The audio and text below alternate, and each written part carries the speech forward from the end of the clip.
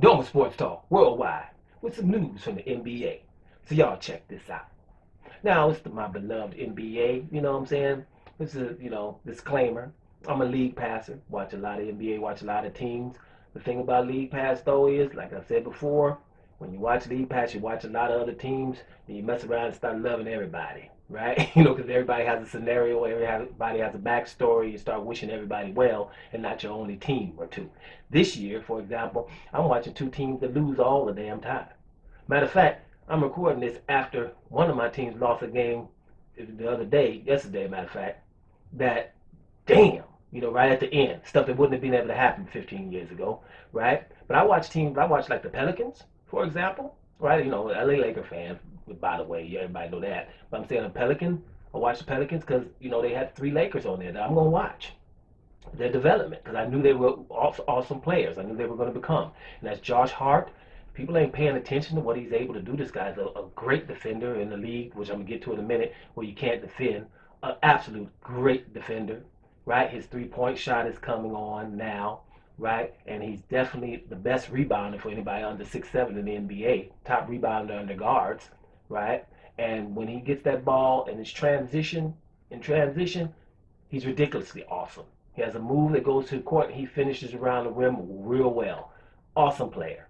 Totally awesome player. Coming from the bench, awesome player. Lonzo Ball, who actually at the beginning of the year done a video about the Pelicans, how I think that they should be starting JJ Redick at the time because we need some shooting coming in. I didn't like Lonzo Ball and Bledsoe playing behind each other. What has Lonzo Ball done? He switched. Remember over here? Remember that? Put it over here now, right? Okay? That's what he's done. And now he's shooting three-pointers at a pretty good clip. And listen, let's be honest. A year and a half ago, we didn't think we'd be saying that about Lonzo Ball. Not this soon. So he's become a little bit dangerous from the three. We do know that he pushes the ball up. He's a good transition player. He's got his head up at all times, make great passes and everything. We understand all of that. But what he's still lacking right now is because he's a pass first guy so much so that it helps the defender knows when he's going to the rim, right? You notice that Lonzo Ball will miss a lot of layups and things like that because he's thinking pass first. When he becomes more aggressive and say, okay, they are understanding that I'm trying to pass. Let me finish. I'm 6'7". Let me finish around the rim a few times, and then the passes lanes open back up. But those are little things. He's a pass first. I'd rather somebody be a pass first guy than the other way around, right? Especially being a coach. You got guys that once they get the ball and they understand that they're going to finish, that's it. No matter what happens. And we'll have 3 or 4 bad shots a game, which I didn't. I allotted my players to have one. After that, you keep your head up. But then we worked on that. That's the one thing. Then, of course, Brandon Ingram. It's ridiculous, Brandon Ingram. I knew he was going to be that. He's going to be an all-around player. This guy's ridiculous, Brandon Ingram. His defense can improve with his length, and he's going to get a little bit bigger, but he's a complete player, and it's a joy to watch. Now, they also have Zion Williamson, which wasn't the reason that I started watching the Pelicans. But him being there now, watching what he's able to do, and the coach who I was on saying that the Pelicans are playing wrong. But at least the coach was able to see, hey, if there's somebody that can do things, don't cage them. That's how I roll. I didn't care who was on the team and who was supposed to be better and who the team thought was better. When I saw a talent, I would put a 16-year-old and play him in front of a 32-year-old, right? Because this 16-year-old, I see some talent there, and I see, I want that to, I'm not going to hold him back just because he's not old as these other guys. Things like that.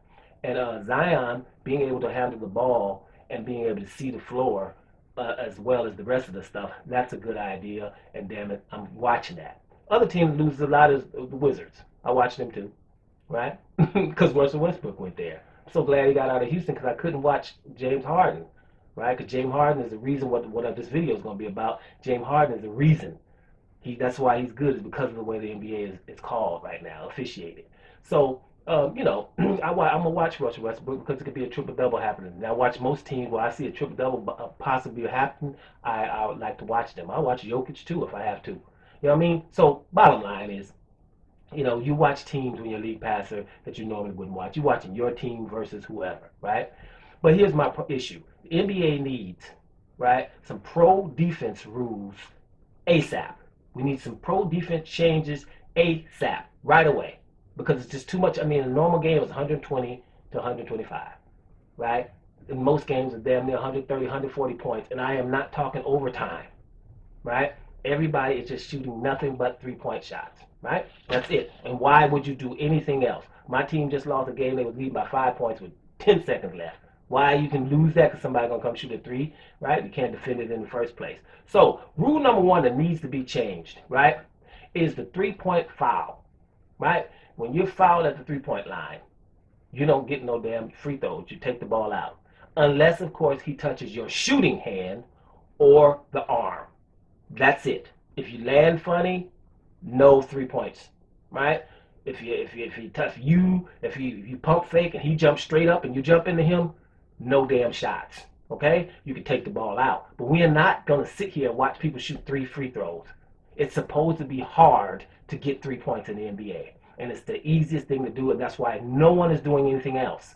Right? Everybody, and then we got the nerve to call them more skilled. You're shooting a shot that no one can defend. Right? If you don't believe me, how many three-point shots are blocked per day? I'm going to go with 1.5% three-point shots are blocked, right? And I'm not talking about the ones where the shot clock is going down 3, 2, 1, and you know he's going to shoot it. No. When do you ever see a three-point shot blocked? Never. That's ridiculous for a shot that people are shooting all the time, right? So that's what I'm trying to say. It's absolutely ridiculous. This, and I know why they made. That's what I'm upset about, because I know why they made this rule, right? And this is absolutely ridiculous, right? It's nothing but three-point shots. That's it. Okay, that's rule number one. Has to change. You don't get no three points for nothing unless if he's touched your shooting hand or arm. Every other foul, you get the ball out of bounds.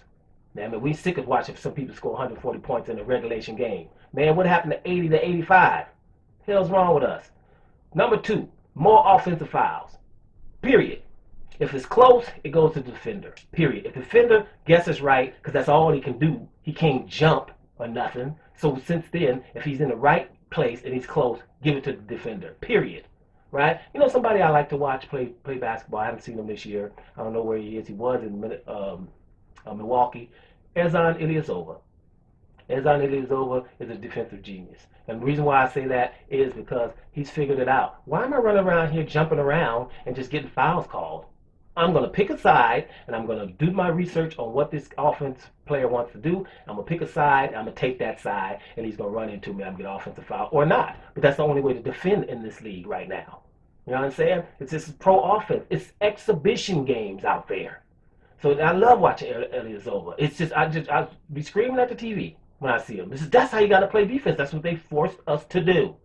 So if it's a close call with offensive foul, defense. Period. We don't have to even go over there and look at it. If it's close, you give it to the defender, right? If we're talking about that little circle right there, by the little restricted area, then okay.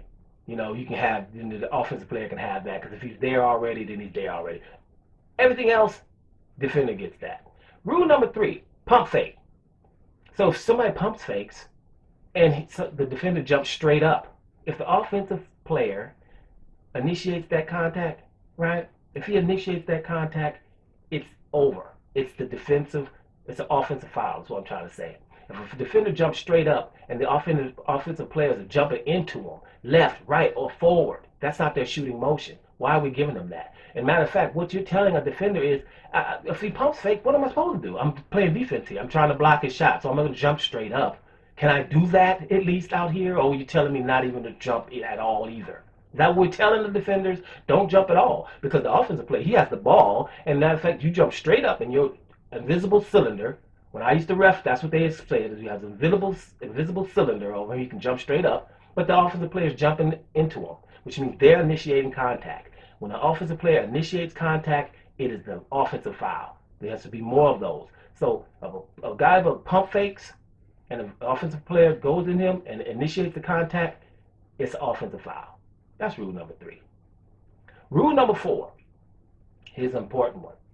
If a defender goes up and blocks a dunk, then he gets an extra foul. Every player gets 6 fouls before the game, then he gets an extra one. That means if he blocked a dunk before fouling somebody, then he gets 7 fouls the rest of that game. That will give us reason for those heroes that are going up to contest dunks, right? It makes no sense, actually, to contest a dunk. just so somebody might say ooh. But how are the oohs and ahs? It's a business decision. I'm gonna be on a poster. It's gonna be embarrassing for me, right? And everything getting up here trying to block a dunk. So if they do, we need to reward them. We're rewarding people for shooting a non-contested three-point shot, for crying out loud. So if somebody gets up and blocks a damn dunk, then he gets an extra foul. That's what. So we can have these athletic plays rewarded. You know what I'm saying? We're going to reward somebody blocking a dunk. It's hard to block a dunk because a lot of times you're going, oh, you know, when a official, what's he going to do? If you got a clean block, he going to at least say the body. I mean, you got it with the body because he made a bad call. That's what they're going to be able to say. So it's so hard to do that. And it's also athletic plays. Now, by the way, I'm just talking about defense here, but for the offensive player that dunks over somebody that's trying to block it, that should be 3 points. Not no damn 3-point shot out there. But if we're going to get 3 points for those shots out there, then this, somebody dunking on somebody, that's 3 points. That should be 3 points when they dunk on somebody. But we're not talking offense, we're talking defense. That guy who blocked that dunk, he gets an extra foul. Right? Period. Right? And number 5. Right? Number 5 is real simple. Get that damn zone defense out of the NBA. If somebody from Europe, and I know that's what the reason why, so we can get the zone defense, so people from Europe can play in the NBA, right? That's what the reason was. People forget that. But the bottom line is this: zone defense should not be in the NBA. That's for the other leagues. The NBA is the NBA. This league is for the best, the very best athletes on the planet. Those are in the NBA. If you can't play defense, and we have to hide you, and we have to come double team your man, it is what it is. But we have some athletic plays. We have people that can still do crossovers and get by people, and people that have to be double teamed or whatever. Or we have a guy that's in here that's not so good at defense, but he sure as hell can do something good, something else good, right? But we don't have, now we got people, oh, we got 2 people in here that can't play on defense, we just play a zone in the NBA. Shouldn't even be there. Shouldn't even be there. Those are the 5 things that have to happen in the NBA, right? All this stuff that's going on, and these players are supposed to be more skilled than back then, whatever. That's not the truth. You got the centers down low, right? We're going to get no post play. We get no one-on-one post play from the centers to see all of these wonderful moves that centers have. You know, reverse pivot, spin move, up and under, you know, fake jump hook, up and under. You know what I'm saying? You know, the fake, got your body on them, fall away. What all those wonderful things, like my boy Hakeem Olajuwon, the Dream Shake, all those wonderful things that were going on with centers, right? They're extinct now. They can't really make the All-Star game. How many centers made the All-Star game? Wasn't it just because these are some bad boys though. Joel Embiid and Jokic, they're complete players, right? You know, stretching the floor. We got centers out here stretching the floor. It doesn't irk anybody to watch a center. Go up there, set a pick, roll to the basket, right? He gets the ball, he's already in the paint, right? And it's one person in the paint versus a center. Do you know what the center does now? Blindly throws to the short corner. Somebody's supposed to be there. Matter of fact, they throw it there without even looking because somebody's supposed to be there. Instead of saying, I got one person in the paint trying to stop me, I'm a center. I'm going to do something to him. That's all extinct in the name of shooting 3 uncontested 3-point shots. The NBA has become an exhibition. These things need to happen. I'm doing this so hopefully somebody can just see this and say, hey, you know what? Brother got some good points. Listen, that's probably not going to irk young people who don't even know the NBA to be this way. And I see everybody coming in and everybody can shoot and shoot and shoot and shoot, right? But if they're not contested, it's like a 3-point competition. Now they're talking about people, you know, let's move the line back so people can shoot from further and shoot and shoot and shoot.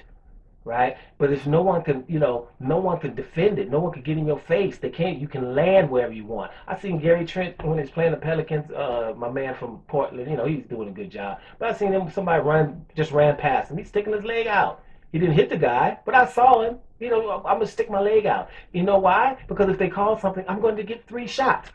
3 shots you never get unless they foul you. Unless they foul you really on your arm. This is getting too easy. And see, it's not that way if you're young. But if you've watched NBA for decades, you're like, wait a minute, they're making this way too easy. People scoring 50. My man, Damian Lillard just scored 50 points. Right? But you know how many times that he was able to swing through or do something at the 3 point line and go up there, and if you practice your free throws and you get up to 80 something percent, you're gonna get 12 points from that. You know how many people we got? 20, 30 people averaging 20 points in the NBA. It's not supposed to be. You know, it's only supposed to be a few people averaging 20, and maybe one or two averaging 30. That's it. It's not supposed to, everybody's averaging something. If you can shoot free throws and you hang around the 3 point line all day and fake it and figure out how to get somebody to foul you at the 3 point line, you're going to get three shots. It's way too easy. The NBA, I'm sorry, the NBA should not be easy looking. And that's what it looked like to someone who's been following it for many years. So, guys, I know it sounds like a rant, but those are the five things that I think that needs to change in defense. Um, and I mean ASAP. You know, no fouling at the 3 point line, right? There needs to be more offensive fouls if it's close, right? If somebody pump fakes and the guy jumps straight up, he's not, the offensive guys shouldn't be able to jump into him, neither left, right, or forward jumping into them, right? Extra foul, number four, would be the extra foul if somebody blocks a dunk, right? And number five is get that damn zone defense out of the best league in the whole world. Think we can agree on these so we can see some basketball. Do you guys have anything against a game that's 90 to 84 at the end? Or somebody played awesome defense this day and it was 83 to 78, right? Because we got the all-star game for the 140-point games. Think about it. Doma Sports Talk worldwide. And I'm about here, y'all.